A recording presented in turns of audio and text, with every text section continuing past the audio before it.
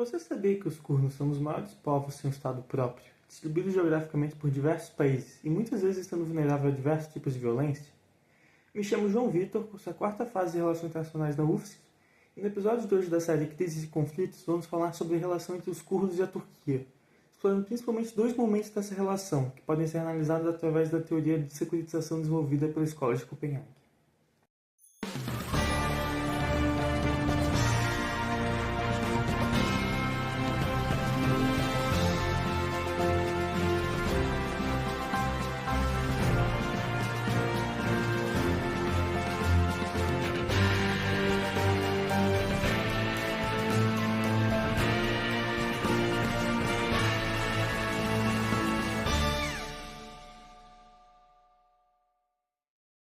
Os curdos são uma das maiores populações sem Estado no mundo. Estima-se que eles são entre 30 e 40 milhões de pessoas, divididas entre países como Irã, Iraque, Síria e Turquia.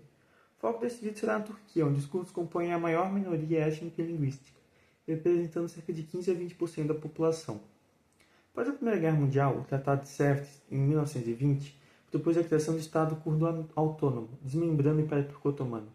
No entanto, Mustafa Kemal Atatürk, o fundador da Turquia moderna, rejeitou esse tratado e, após uma guerra, o substituiu pelo Tratado de Lausanne, que ignorava qualquer menção ao Estado curdo. O Estado da Turquia foi fortemente influenciado pelo nacionalismo kemalista de Atatürk, como resposta a esse risco de desmembramento sofrido durante o processo de independência. Esse pensamento buscava construir um Estado secular e unido, homogêneo, o que implicava negar o reconhecimento explícito da identidade curda, com restrições ao uso do próprio idioma curdo, por exemplo. Esse cenário, somado à disseminação de ideias marxistas, levou à fundação do PKK, o Partido dos Trabalhadores do Kurdistão, em 1978, que inicialmente buscava a independência. A existência do PKK é determinante para os processos analisados ao longo desse vídeo. Antes de analisarmos o processo de securitização, vamos entender a base teórica por trás disso. A securitização, desenvolvida pela Escola de Copenhague, pode ser descrita como uma versão extrema da politização, quando uma questão é promovida de maneira politizada, dentro das esferas das políticas públicas e da governança, para uma maneira securitizada, enquadrando a questão como uma ameaça existencial para algo que deve ser preservado, o objeto referente. Isso justifica que essa questão seja tratada por meio de medidas emergenciais que não seriam tomadas normalmente.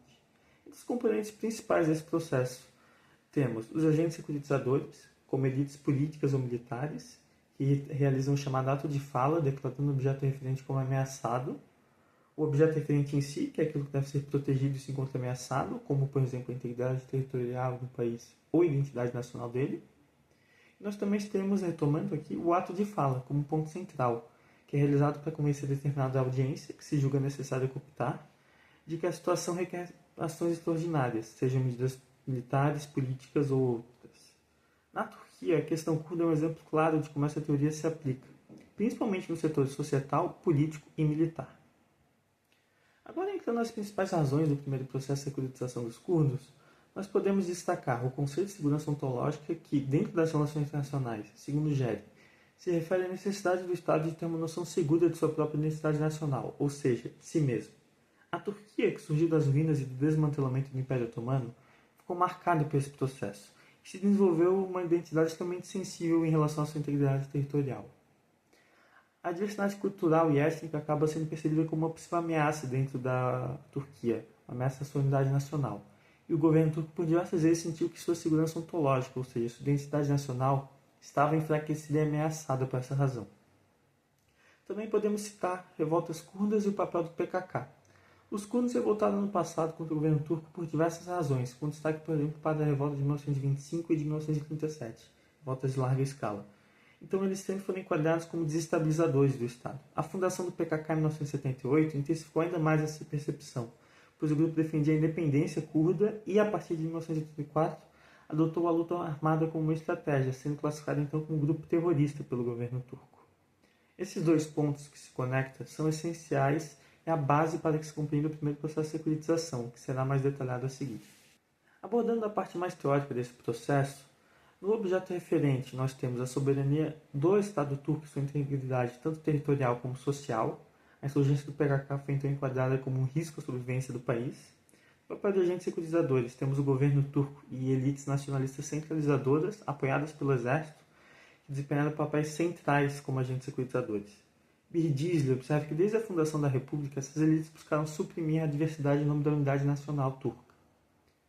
No ato de fala, que visava convencer determinada audiência, tanto o Estado como as elites do país exerceram poder sobre os meios de comunicação em massa, como os canais de televisão, por exemplo, e os utilizaram para afetar a opinião pública, em uma tentativa de se legitimar as medidas extraordinárias que seriam tomadas.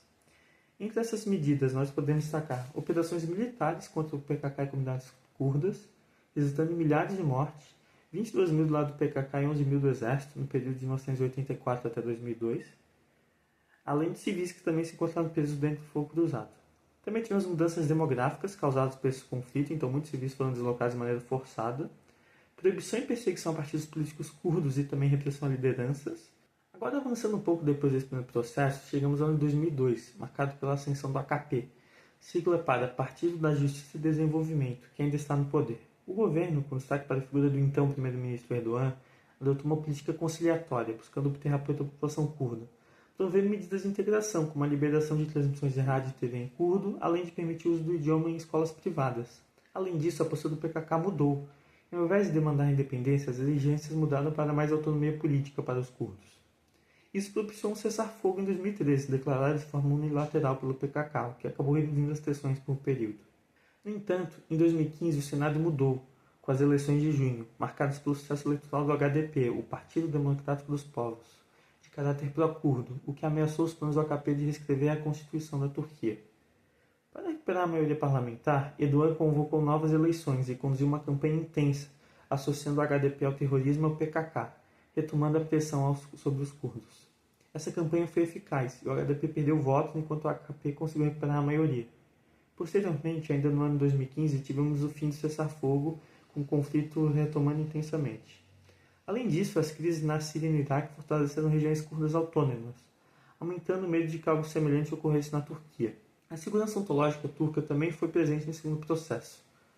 Ela foi entendida como estando baixo, e a identidade nacional e a integridade territorial da Turquia estariam sendo ameaçadas por isso tudo, o que justificaria uma ressecuritização da questão curda, que de fato ocorre. Entrando nos elementos teóricos dessa ressecuritização, no papel de objeto referente, temos os mesmos do primeiro, de modo geral, a soberania do Estado, a soberania territorial, os agentes securitizadores, o governo Erdogan e o exército lideram esse processo. A mídia também atua promovendo uma narrativa polarizadora, que criava um discurso de nós e eles e pintava os curdos e seus políticos, principalmente, como apoiadores do terrorismo ou meros separatistas. E a isso se somou também a campanha conduzida pelo AKP de associar muitas das lideranças curdas do HDP com o terrorismo, as criminalizando. Então, as medidas extraordinárias que foram tomadas nesse segundo processo.